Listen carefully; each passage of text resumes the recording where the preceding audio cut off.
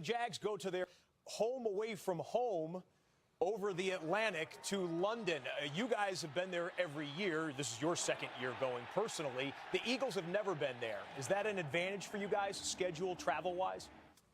I sure hope so. You know, experience does play a role when you look at this kind of stuff. And last year I was able to pick some of the brains of the guys who have traveled there before, and they've kind of given me some advice, and it really paid off. And I was able to have a pretty good game. And this is a worthy opponent. You know, these are two gladiators who are both desperate for a win. You know, just the way the seasons have gone. You know, this is a matchup where both teams are going to be hungry and motivated to go out there and play good ball. And, you know, I think it's exciting to be able to go to London and compete. From the outside looking in, you guys have been subject to all sorts of hot takes with fans and the media. The Jags are a mess right now. The defense isn't the same. The offense can't get it working. They're fighting in the locker room. What's the real take about what's going on inside of your building? I mean, it's just real take is we've had a couple bad weeks of football, you know, but at the end of the day, we're still alive.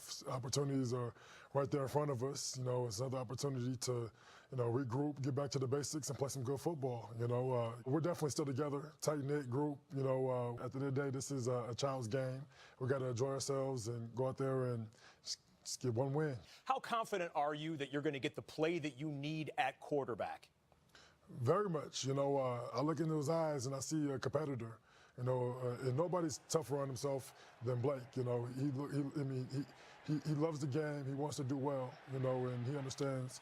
You know, if you take away the turnovers, you know, this is a different ball game. You know, and so you know he's focused and working hard, and I see it in his eyes that he's ready to go. You think Jalen Ramsey's in for a bounce-back game? Yeah, man, he's a beast, man. He's a competitor. He loves the game. He's very gifted, and every time he goes out there, I expect him to bring his A game, and he always does, you know. And he brings that energy. You know, he talks that trash, and, and he, you know, he really creates that swagger that we all feed off of. All right, to get you ready for your weekend in the UK, we thought we'd give you a crash course on some British slang. Yeah, I'm ready. Let's go. All right, here we go. If someone calls you a geezer, is that a good thing or a bad thing? That sounds like a bad thing. Sounds like a bad thing. We in the U.S. would call that like an old person, like you're past your prime or something. It's actually a good thing in the U.K. It kind of means suave or dapper. Like if you are suited and booted, they say, look at that geezer right there. Yeah, well, I'm going to have to be a geezer all week then. Okay. If someone tells you to take a lift to the loo. Now I know this one. That's the elevator to the men's room. Elevator to the men's room. Everybody knows loo, and you got to figure that out quickly if you're spending a whole weekend there in London. The word chuffed. Chuffed. Does it mean nauseous or thrilled? I'm going to go with thrilled. Thrilled. You hit it. You hit it. Chuffed means thrilled or exuberant about something. How about this one? Lucky guess. How about faff? Faff. Does that refer to wasting time or an embarrassing bodily function?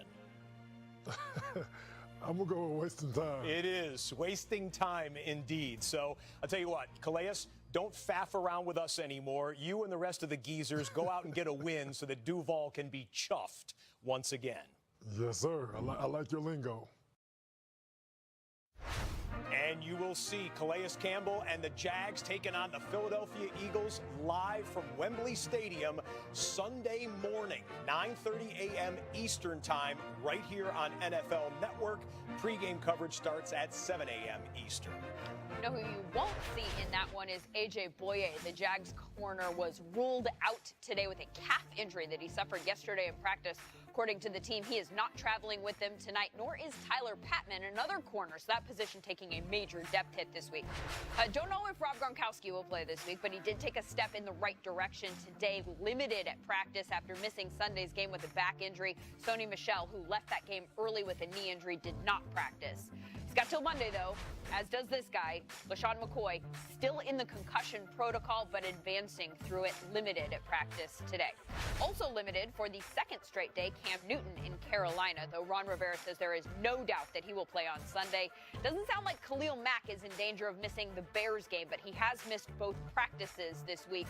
Marlon Mack popped up on the injury report yesterday and did not practice today for the Colts, nor did Matt Breida for San Francisco. Adam Vinatieri just 5 points away from the all-time scoring record, limited in Indy with a groin. 3 minutes from now, we're talking 3 games on Sunday. #1 fantasy player right here. Gurley may be right, but any unbeaten record deserves an asterisk if you haven't beaten Aaron Rodgers. That boy Aaron built for big plays now.